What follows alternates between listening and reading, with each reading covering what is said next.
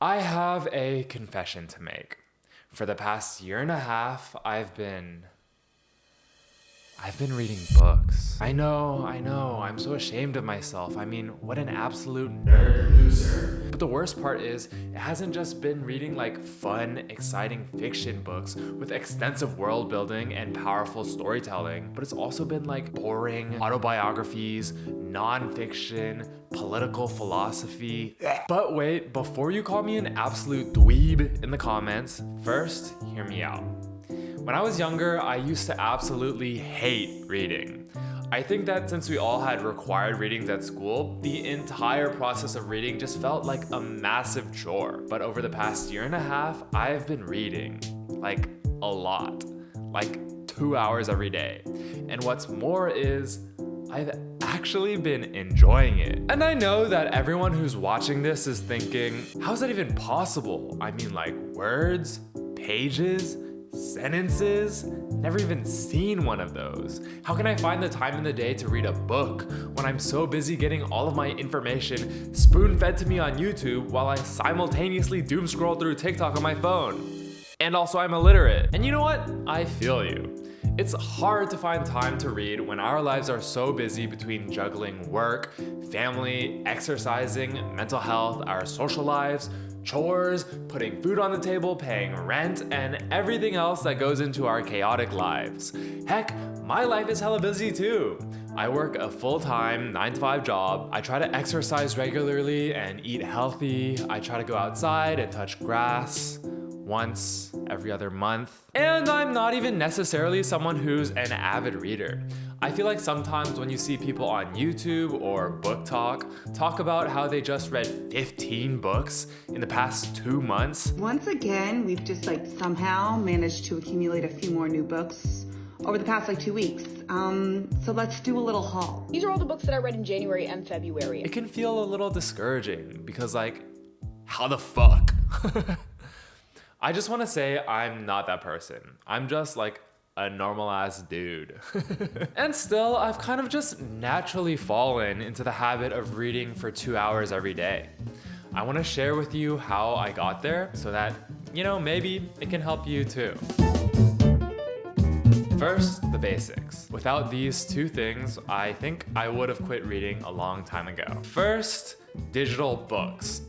Nowadays, I read all of my books on my phone or on my computer. I do really love the feeling of reading a physical book, but I've stopped doing this for a couple of reasons. Physical books are less portable. You have to have the book physically on your person when you want to read it. And one of the most important things that helps me read 2 hours each day, which I will explain in detail later, is that I like to read in the little pockets of spare time that I have throughout the day. That means that carrying around and pulling out a physical book every time I want to read is a lot more inconvenient than simply pulling out my phone, which I always have on me anyways. Secondly, physical books take time for you to get.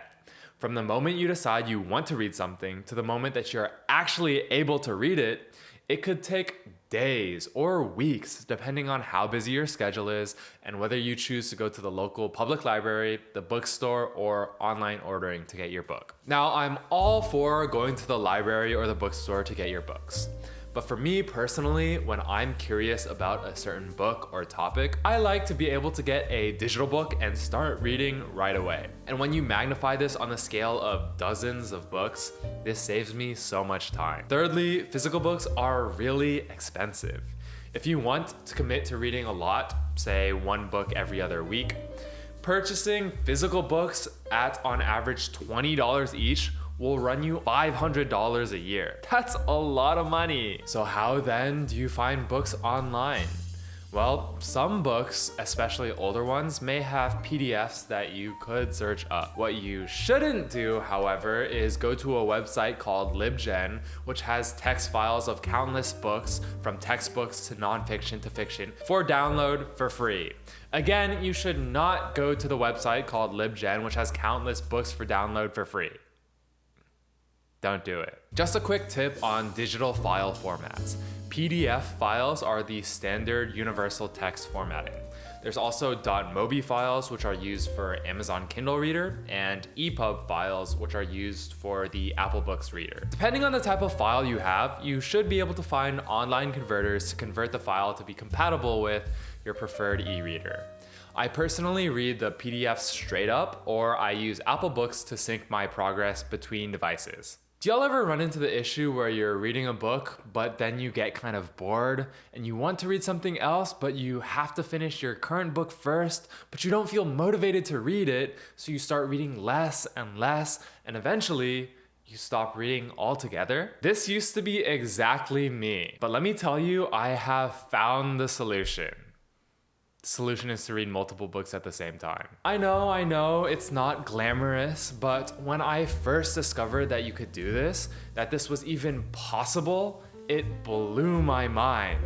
I had never even considered reading multiple books. It always felt like you had to finish reading one before you could move on to the next. But now, instead of going through the cycle of starting to read a book and then getting bored, and then that just destroys your entire reading habit, you can actually just move on to the next book and come back whenever you're ready. I know, right? It's revolutionary. I like to do this with multiple types and genres of books. So I'll be reading a work of heavy nonfiction at the same time as I read a fun fiction book at the same time as I read smut. Just kidding, spicy books aren't really my thing.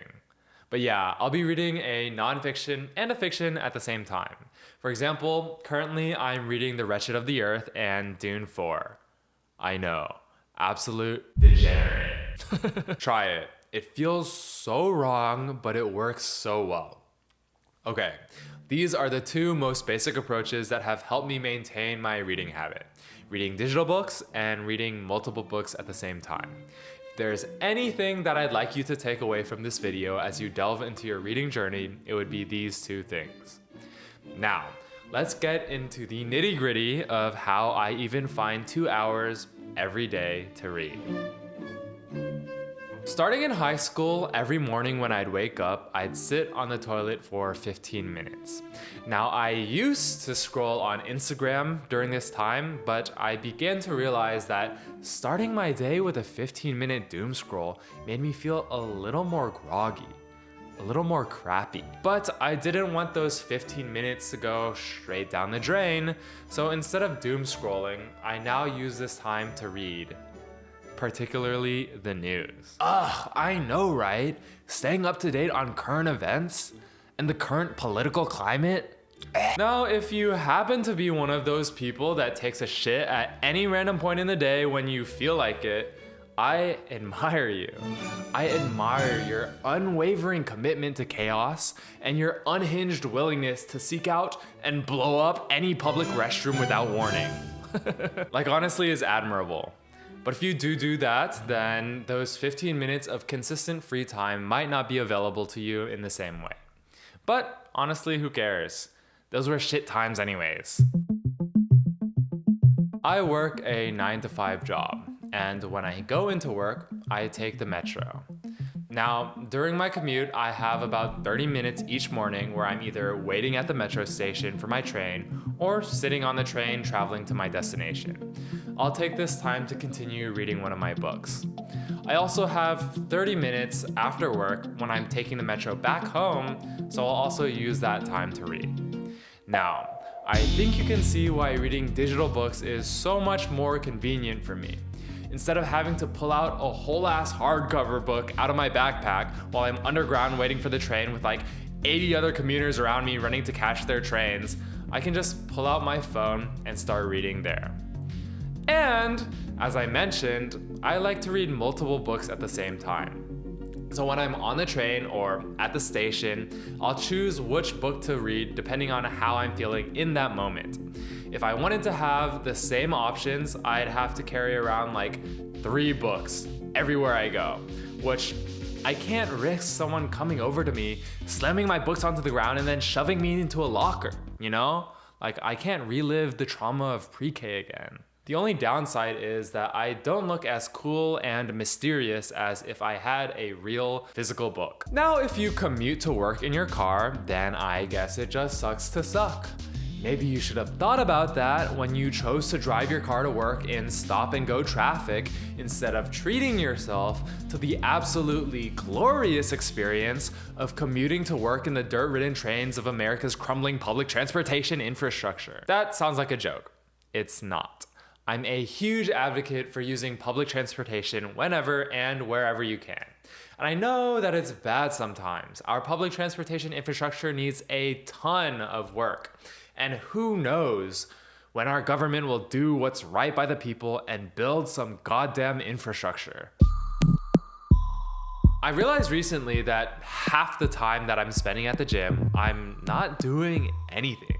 I'm kind of just sitting there while I wait till my body is ready for the next set. So like, I'll do my set and then rest for like 3 minutes doing actually nothing. Now, I used to scroll through Facebook Marketplace looking for cheap furniture during this time, but that got kind of boring and repetitive after a while. So I started to use those 3 minutes between sets to whip out my phone and start reading. Again, you can see how digital books makes the process a lot easier, as I have my phone on me at the gym to listen to music anyways, so I don't have to worry about also lugging around a stack of books around the gym. Reading on my phone instead of a physical book also helps me feel less judged by all the gym bros when I whip out 50 Shades of Grey in between sets. I found that reading between sets is a fantastic way to get into a habit of reading consistently, especially if you're already in the habit of going to the gym regularly. I mean, you're already there anyways, and you have nothing better to do while you're resting, so might as well read a book. I typically go to the gym 5 to 6 times a week for an hour to an hour and a half each time. So in total, I'd say I'd get around 45 minutes of reading in each time I go to the gym. Now, some of you might be thinking, but Kobe, I can't just start reading and stop reading and start reading and stop reading every time I do a set. That would be like trying to watch a movie but pausing it every 3 minutes. I feel you. I used to be the exact type of person that couldn't put down a book until I got to a good stopping point. To that, I just want to say, yes, it's great to have a long block of uninterrupted reading time. But let's be real. With just how busy our lives are nowadays, those long blocks of time are getting harder and harder to come by. If you want to take reading seriously, I would definitely recommend trying to get over this tendency. It's hard, I know. It feels so wrong, but you gotta do it. It'll help you stick to the habit so much easier. For example, for me, I remember sometimes there wouldn't be a good stopping point in my book, or the author would be absolutely diabolical and make a chapter go on for like 90 pages, and I'd be just sitting there reading forever. I'd be like, do I keep reading or do I sleep? The chapter's gotta end in just a few more pages, right? Nope. It was 50 more pages, and that would completely destroy my entire schedule. It's so much nicer to be free of our self-imposed limitations. I like to read every day 30 minutes before bed. Now, I'm gonna be completely honest, this one's a little harder to stick to, since sometimes I'm working late or I'm out late, or I just lose track of time, which means I sometimes have to go to sleep without getting the chance to read. That's fine. I'm not perfect, but I make an effort to keep this time for reading whenever I can. And a great bonus is that it helps me fall to sleep easier. So like, instead of having to lay in bed while I wait for my body to get tired, that kind of already happens when I lay in bed to read for 30 minutes. One of my biggest problems with sticking to read in the past has been continuously finding books to read. Like, I'd finish the book that I was working on, not know what I would want to read next, and then 2 weeks would go by, and then poof, there goes my reading habit. So how do you go about finding new books to read? In my experience, going online to search for book recommendations is completely useless. They all keep recommending the same 10 books over and over and over again. Not interested. I used to think that the lists of new exciting books of 2025 or whatever year it was were good places to find interesting books to read.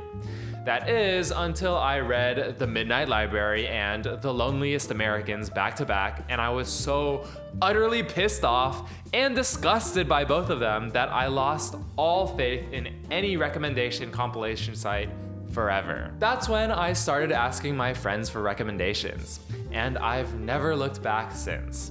You and your friends likely have similar backgrounds, have gone through similar experiences, or at least you have some things in common, right? Because if not, then what are y'all even doing being friends? Anyways, your friends typically have the best book recommendations. They don't even have to be avid readers. Just ask them what their favorite book is or one book that they think that you'd like, and that's a great place to start. Over time, you can develop your sense of what you like, dive into books and series that are interesting or engaging to you, or deeply explore topics that you come across. I think the most important part is just getting started. Finding books to read will become easier with time as you discover what you're interested in and what sort of books you like to read. For example, I recently got back into the Dune series, which is like 6 books long, and I've just been spamming that ever since. Okay, I know you may want book recs to get you started. Ask and you shall receive. I'm just gonna name a bunch of them. Dune 1 through 6, Dumb Luck, Beloved, On Earth We're Briefly Gorgeous, Revolutionary Suicide, The Little Prince, Orientalism, Don Quixote, The Home and the World, Storyworthy, The Race Beat, Crime and Punishment. Unironically though, this book is actually really good for some reason, in a stroke-inducing sort of way. Calvin and Hobbes, 100 Years of Solitude. Actually, anything by this guy. Anything by this guy. Anything with a cool cover, because that's how you know it's good. Yeah, so all of these books are great. At least they were when my mom read them to me as a baby. I'm actually not literate, so